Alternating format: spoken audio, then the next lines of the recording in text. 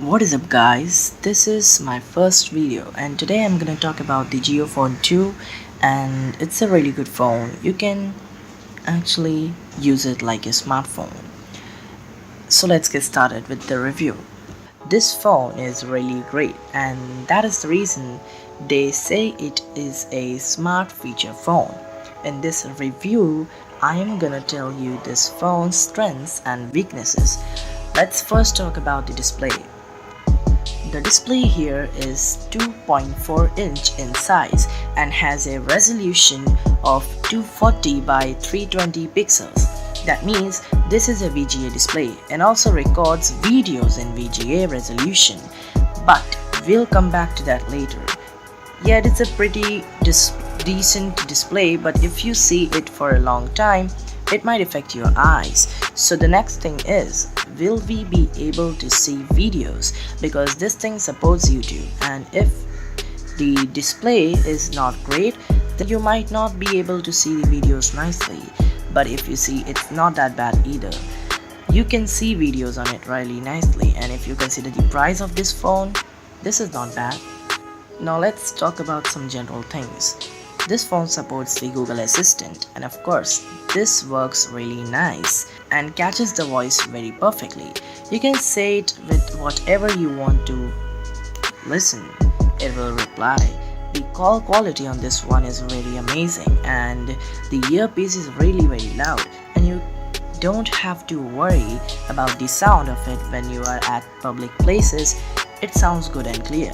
The external speakers of this is also really loud and it has a good bass. So now let's talk about the internet speed. It works on 4G LTE. Yes, this small phone.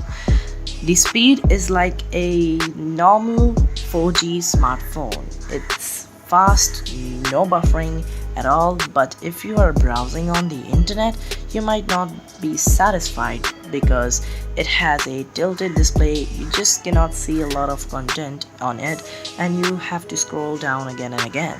And with the fact that all websites have advertisements, the advertisement blocks the lower part. Also, that means you will only be able to read maximum 3 lines at once and then keep on scrolling. It supports WhatsApp, but this application does not have all the features that we have on our smartphones. You cannot see status, you cannot video call, but overall this works really well. You can see photos, GIFs and video, all of them, but there's a solution to video calling.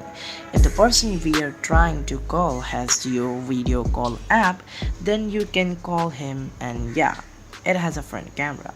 Talking about cameras, it has a 2 megapixel rear camera and a VGA front camera.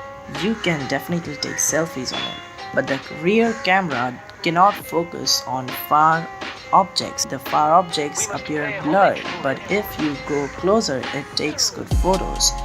It has a torchlight, but it works individually and not with the camera. That means you cannot use it in the camera application.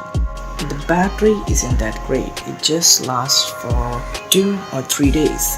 I'm not a heavy user at all.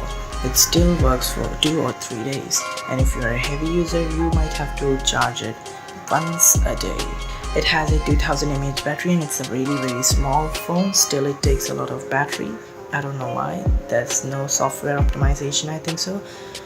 But I have a Samsung Galaxy S3 Neo, which also has a 2200 or 2100 mAh battery, which works for 1 day, and it's a smartphone and not such a small phone, which is strange because this small phone should work much more longer if it has a 2000 mAh battery.